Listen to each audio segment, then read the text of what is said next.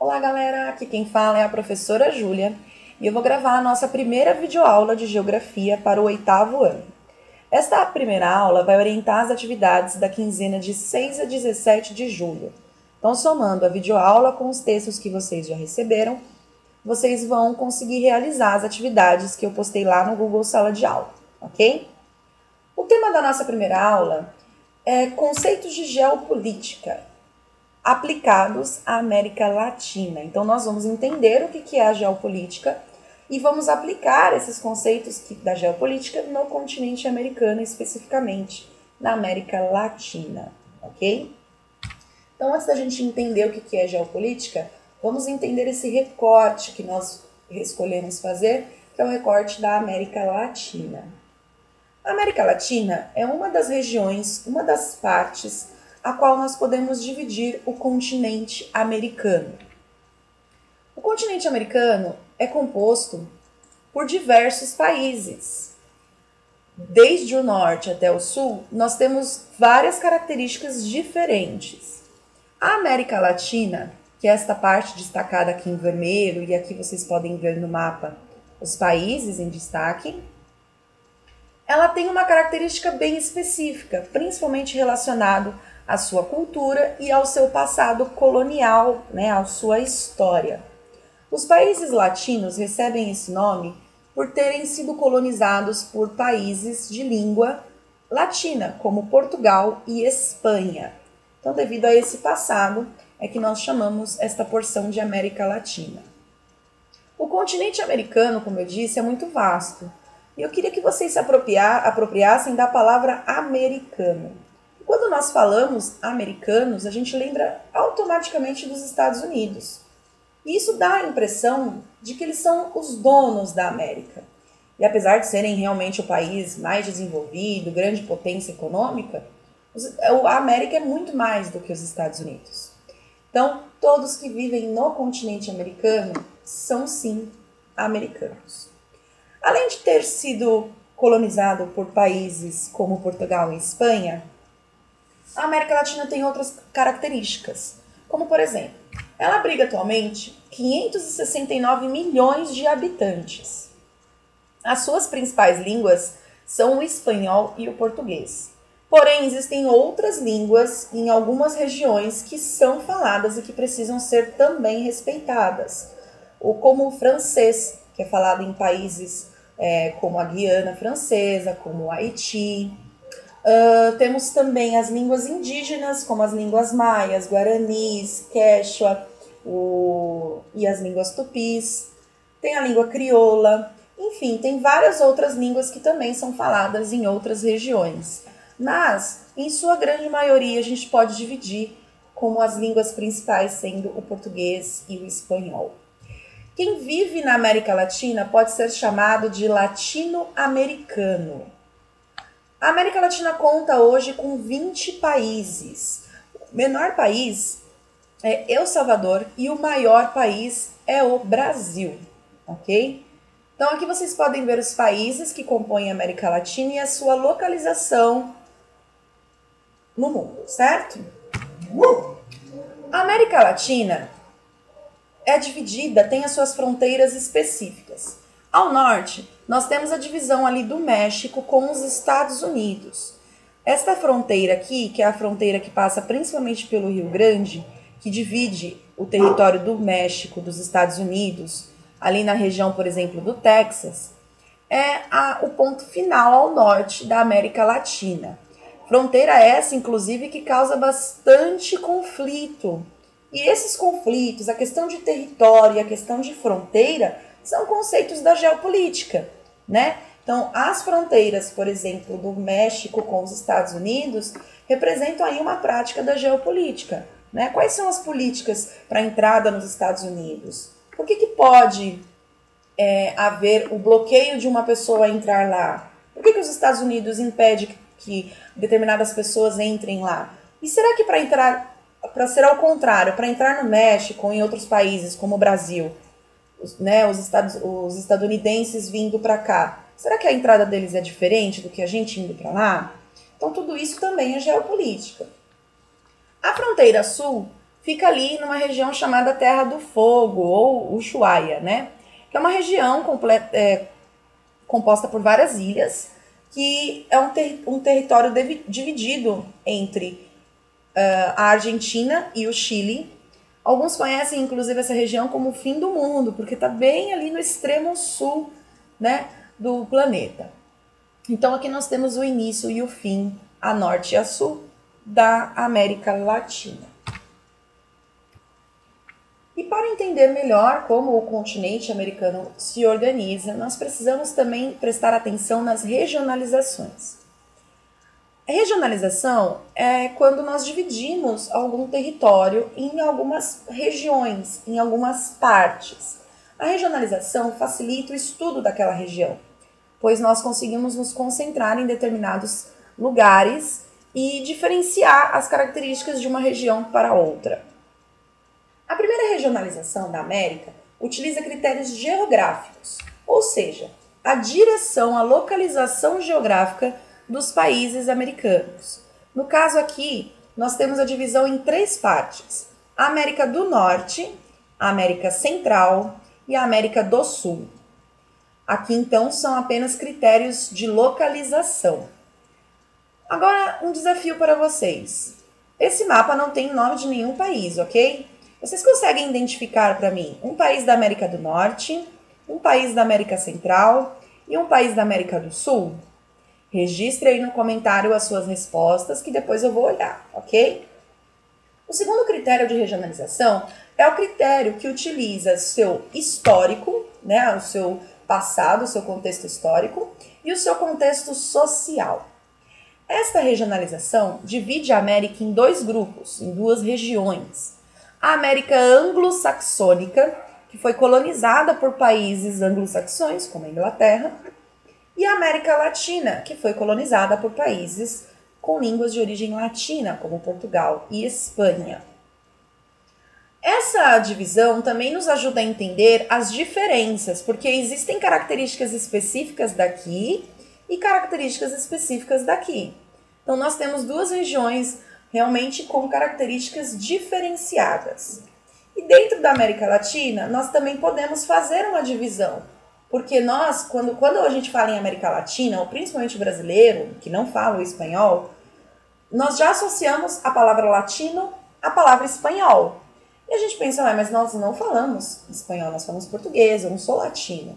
Né? Mas a América Latina ela tem sim as suas divisões, porque mesmo dentro dela, existem características que diferenciam um país ou uma região de outra. Que divisões são essas? Então, nós temos a parte do México, da América Central, das Guianas, a América Andina, que passa ali pela Cordilheira dos Andes, a América Platina, que recebe esse nome por conta da bacia do Rio da Prata, e o Brasil.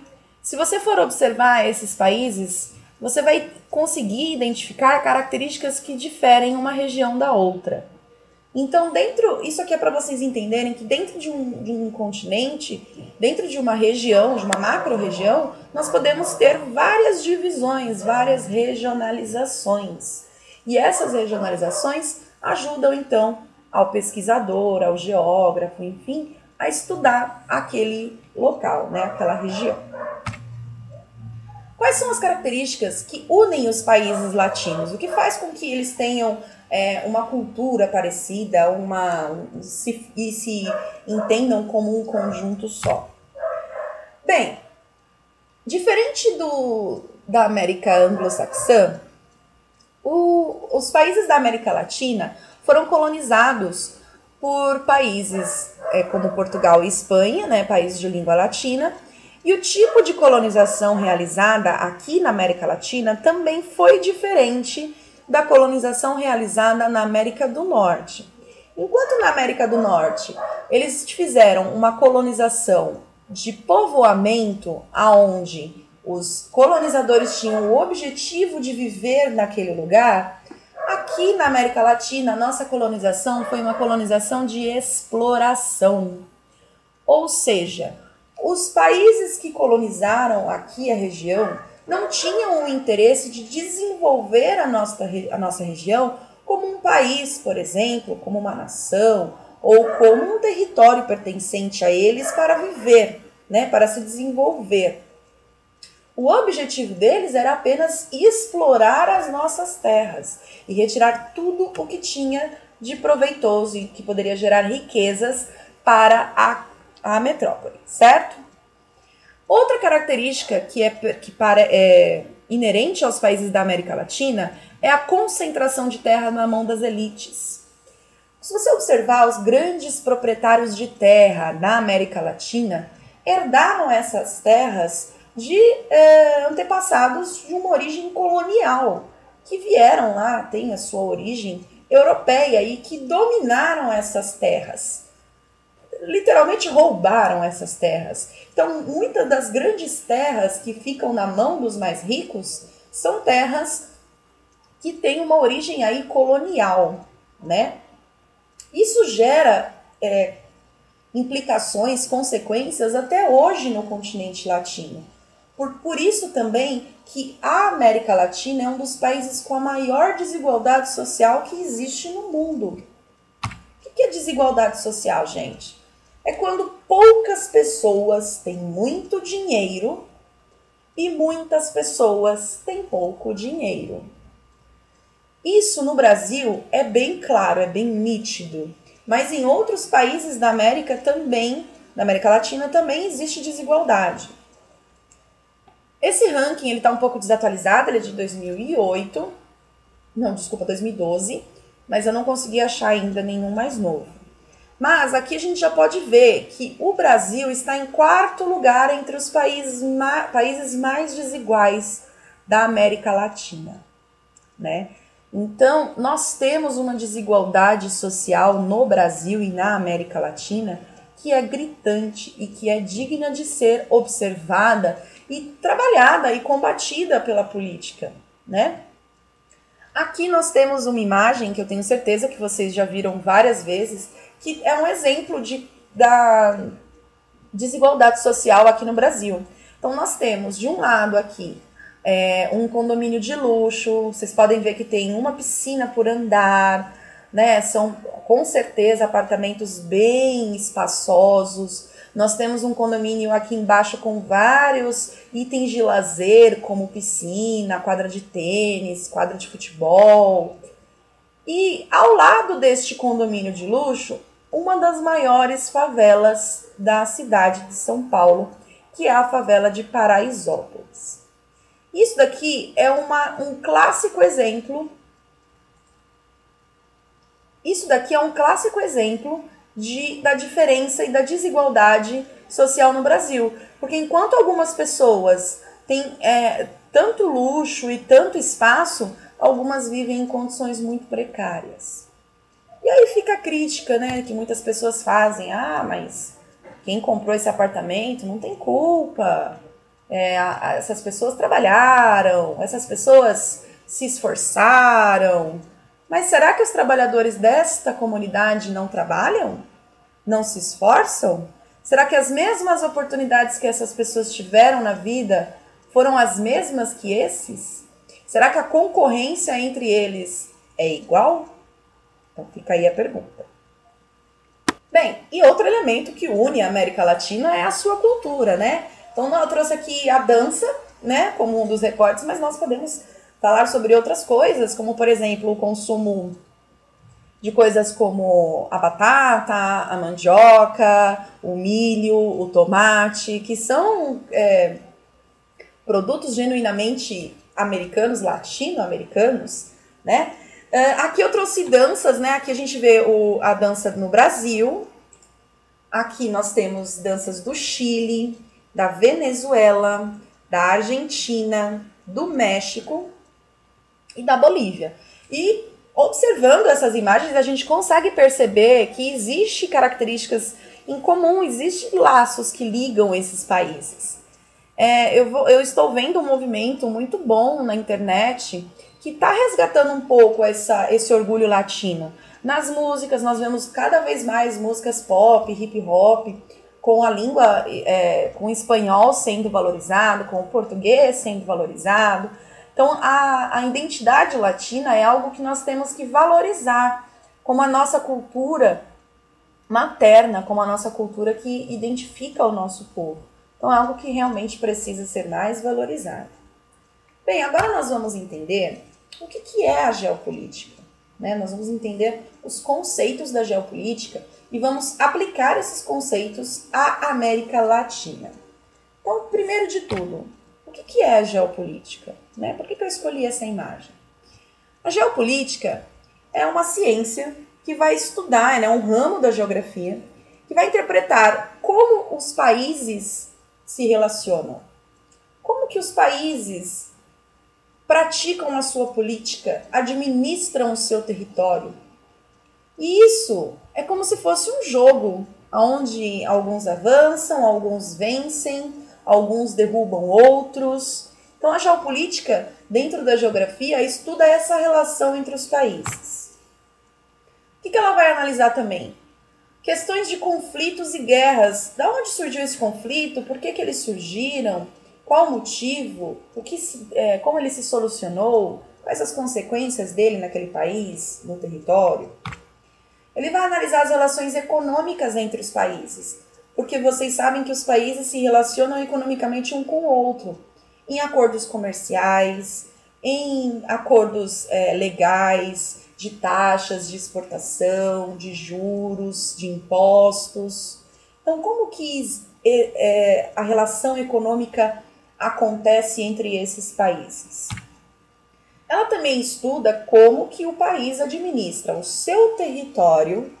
Por exemplo, quando eu falei lá das fronteiras dos Estados Unidos, aquilo é uma administração territorial. A maneira como os Estados Unidos administra a entrada em seu território, será que é a mesma como o Brasil administra? Aceita a entrada? Com certeza não. Então nós temos aí uma diferenciação. Então a geopolítica estuda isso também. E estuda como que o país administra os seus recursos. Então, por exemplo, o Brasil ele vende muito para o exterior dos seus recursos próprios. Então, como que está sendo essa administração? O que está sendo exportado? O que está ficando dentro do Brasil? A qualidade do que fica no Brasil é a mesma do que a que vai? A exploração desses recursos está sendo feito de uma maneira em que o meio ambiente está sendo respeitado ou não? Né? Então, a geopolítica também vai se preocupar com isso.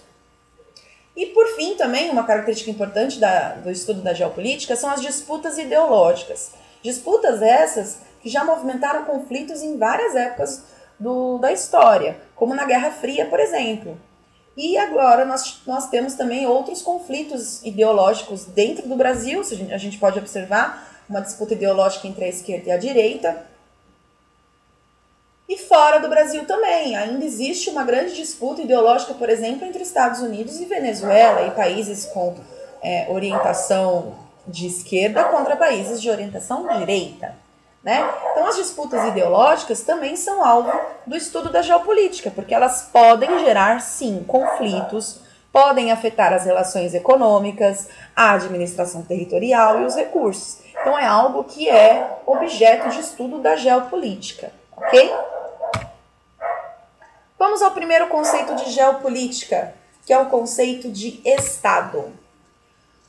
Um Estado, gente, quando a gente escreve Estado com letra maiúscula, nós estamos nos referindo ao conjunto que forma este Estado.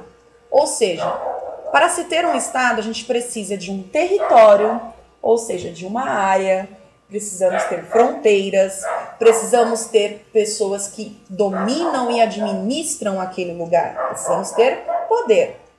Para se ter um Estado, nós precisamos de população. Sem uma população vivendo ali, não existe Estado, não existe território. E por fim, nós precisamos também de um governo, pois é ele que vai administrar tudo isso e executar as leis. Então, todos esses itens formam o Estado. Então, o Brasil é um Estado, a Argentina é um Estado. Vamos aplicar isso. O Estado da Argentina, quais são as características, então, que formam esse Estado? Então, nós temos uma república presidencialista, que é o governo. Quem representa esse governo? O presidente, Alberto Fernandes. Ok? Então, aqui nós temos a parte do governo. A sua população é de 44 milhões E aqui nós temos o mapa para poder vermos o seu território, a sua área e os países com o qual faz fronteira. Então, todas essas características formam o estado da Argentina. Outro conceito importante da geopolítica é o conceito de nação. Uma nação é um conceito muito mais complexo do que o conceito de estado. Porque se a gente for comparar estado com nação, o estado é muito mais política, enquanto a nação é muito mais identidade.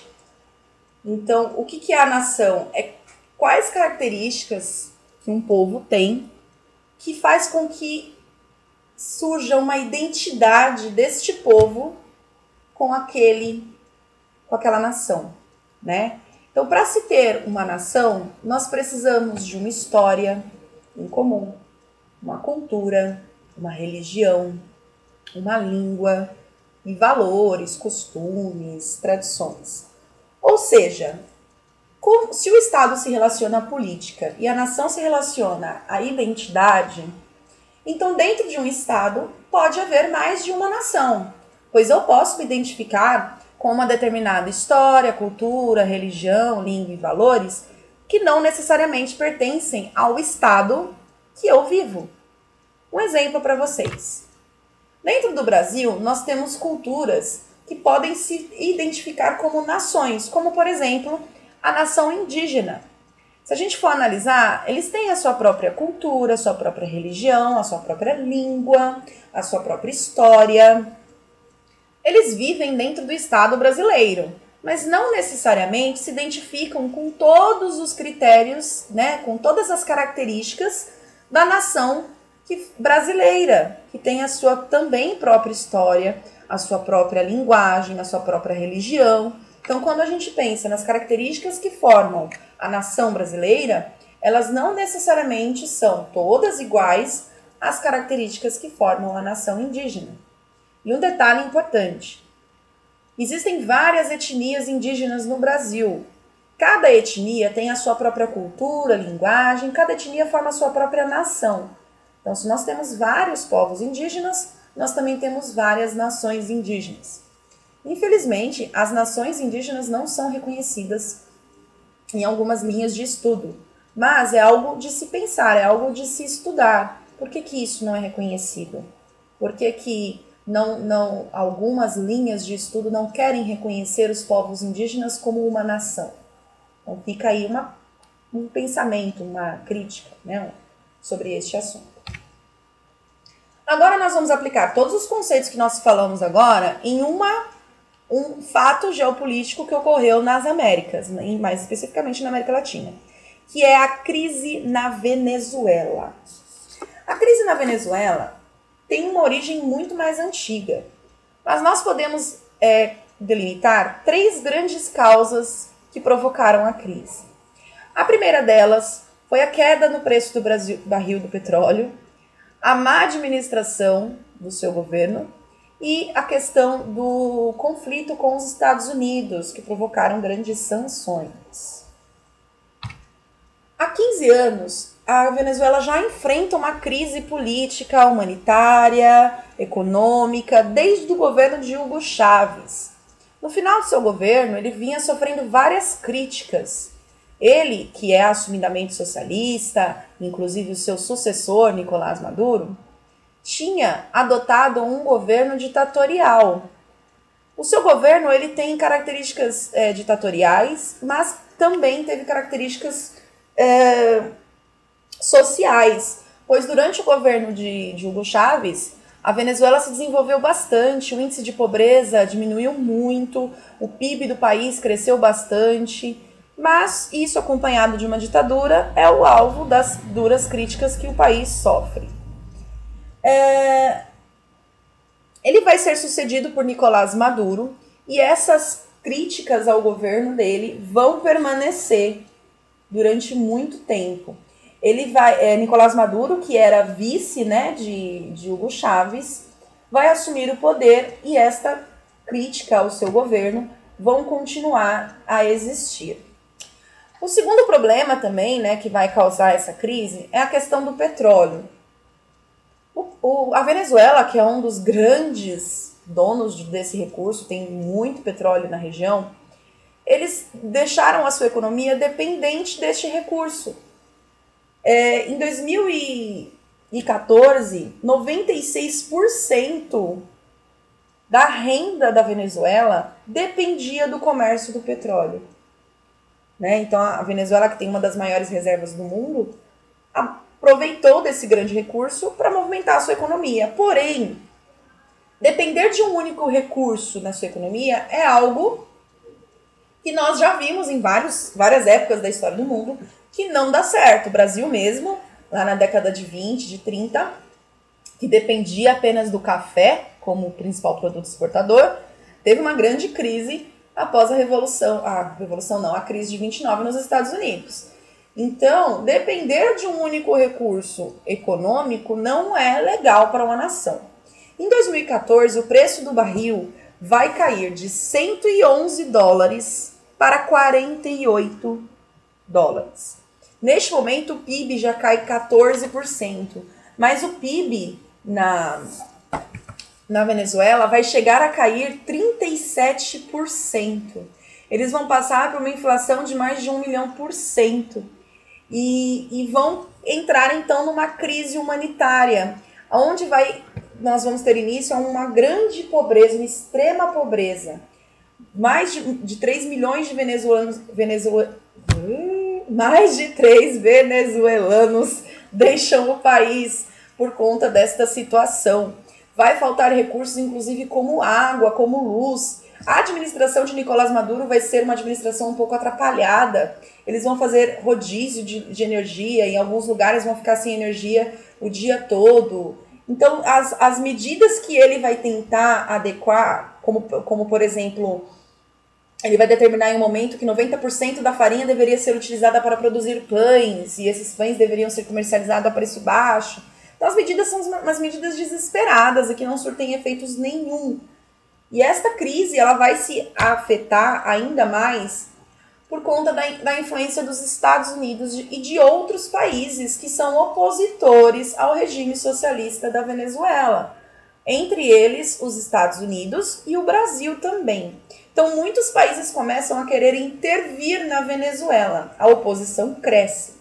Em 2018, houveram novas eleições e Maduro as vence com 68% dos votos. Porém, tanto a oposição local, que enfrentava Nicolás Maduro, quanto alguns países da comunidade internacional, como o Brasil e os Estados Unidos, não reconhecem a vitória de Nicolás Maduro. E em 2019, Juan Guaidó, que era presidente da Assembleia Nacional e também opositor, ele vai se autoproclamar presidente interino. Então ele chega lá, ó, gente, agora eu sou o presidente, acabou. Isso é um conflito geopolítico bem expressivo, porque nós temos um conflito aí de poderes, nós temos intervenção de outros países. Por quê? Por que será que os Estados Unidos têm tanto interesse em penetrar, em se envolver e se meter na crise da Venezuela? Porque, como eu já disse, a Venezuela tem um dos maiores recursos que é utilizado no mundo, que são mais cobrados no mundo. Ela tem uma das maiores reservas de petróleo do mundo. Então, o interesse de países como os Estados Unidos na crise da política da Venezuela é um interesse puramente econômico e um interesse perigoso que ameaça a independência daquela região. Vou dar um exemplo para vocês. Então, os riscos atuais é a ameaça de guerra na região, não só dentro da Venezuela, uma guerra civil, mas também da Venezuela com outros países. E a intervenção norte-americana. Agora, no mês passado, saiu uma notícia no jornal El País, em que Trump teria dito que seria cool, em inglês significa legal, invadir a Venezuela. Seria legal invadir a Venezuela. Então ele não tem um respeito com aquele território. Claro, eles estão passando por uma crise humanitária, pessoas morrendo, passando fome, mas o que tem que ficar claro aqui é que países como os Estados Unidos, grandes potências imperialistas no mundo, não estão interessados em entrar, em invadir a Venezuela, porque eles estão querendo ajudar as pessoas. Não, o interesse deles é econômico. Eles fizeram a mesma coisa no Oriente Médio. Então, o interesse dos Estados Unidos não é um interesse puro e inocente aqui. E é esta a crítica, é isso que nós temos que ficar atentos. E aí ele até diz o seguinte, que o país é realmente parte dos Estados Unidos. Então, vocês vão ver aí, quando vocês estudarem sobre o imperialismo, vocês viram sobre o imperialismo um pouco nas aulas de geografia do CNSP. O que é o imperialismo, né? Quando os países vão para outros lugares, outros países, dominando economicamente e politicamente as regiões, explorando os recursos. Então é um novo colonialismo, é um neocolonialismo. E é justamente esta prática que os Estados Unidos está tendo com a Venezuela. Então é uma característica geopolítica que nós temos que ficar atento e que precisa ser muito bem estudado. Bem, eu espero que vocês tenham gostado da aula. Eu tentei ser bem rápida, sucinta. Me desculpa os erros de edição, que eu não sei ainda mexer direito com isso. E dúvidas vocês podem deixar aí no comentário que eu vou responder vocês. Vocês podem mandar mensagem lá na atividade do GSA, ou também podem me chamar pelo WhatsApp, que eu sei que vocês têm o contato. Então, muito obrigada a todos vocês. Uma boa semana de aula, uma boa quinzena, na verdade, de aula para vocês. Beijinhos!